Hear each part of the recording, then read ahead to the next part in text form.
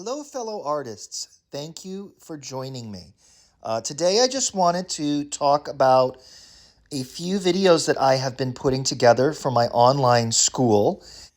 And these are short videos, roughly 30 minutes to 45 minutes, on just different techniques that are really meant to be sort of an overview for some of my more in depth courses. So the content that you see here is taken from my shading techniques lesson. So this particular drawing is a copy of a drawing by Rembrandt, and it's using just a series of hatched lines.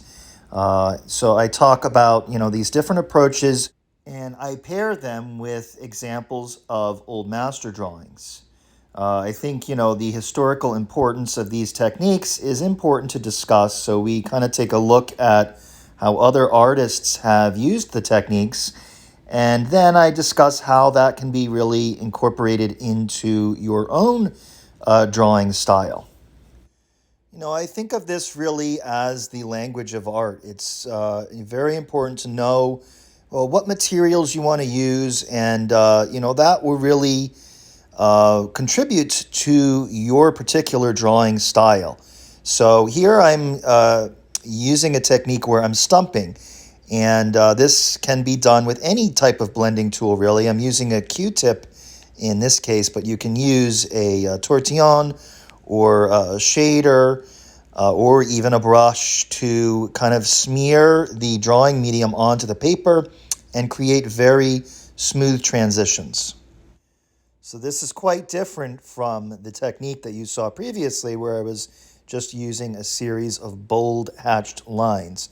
This creates a much more subtle and really just a smooth finish to the drawing. And this particular technique was practiced by the artist Hans Holbein. This is footage of myself doing another copy of a portrait by that artist.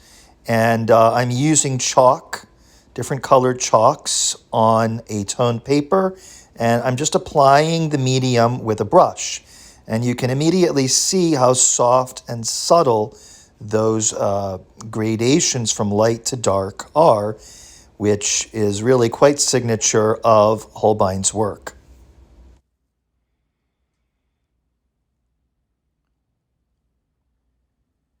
So this next technique employs the use of lines once again, similar to the Rembrandt, but in this case I am doing this on a fairly dark toned paper, and I am using white egg tempera. Egg tempera is a very fluid medium that allows you to create skinny lines, and it handles similarly to a gouache. The medium can be diluted with water, and you can get beautiful line quality using egg tempera. And once again, I'm showing another technique. Now, this is a drawing of my own where I am describing how to create the texture of fur using a reductive technique where I'm pulling out tone with a kneaded eraser as well as an electric eraser. And now I'm going back and adding dark marks with a loaded shader. This now is footage from another lesson where I discuss the importance of value studies. So value studies are really very simple, a very simple depiction of the subject. And the idea is that we are trying to break down the subject into just a few values. And in this case, I'm going with just really essentially three values using a dark, a mid-tone, and a light.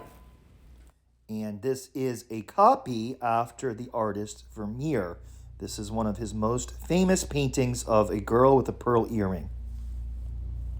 And once again, all of this content can be found on my online school. So if you are interested in learning more about it, please visit that site, which is www.riverafineartstudios.thinkific.com. So the last lesson that I want to talk about is mixing flesh tones. And this is really a great counterpart to the value studies lesson because we're breaking down the subject in a series of colors, but the application is very simple and it really just deals with blocks of color, simple blocks of warms and cools. And I do also discuss a little bit of color theory in this class. I talk about how to adjust and modify colors with the use of complementaries. So again, the information here can all be found on my online school, and that address is www.riverafineartstudios.thinkific.com. I will also post that site in the description below. Thank you for watching.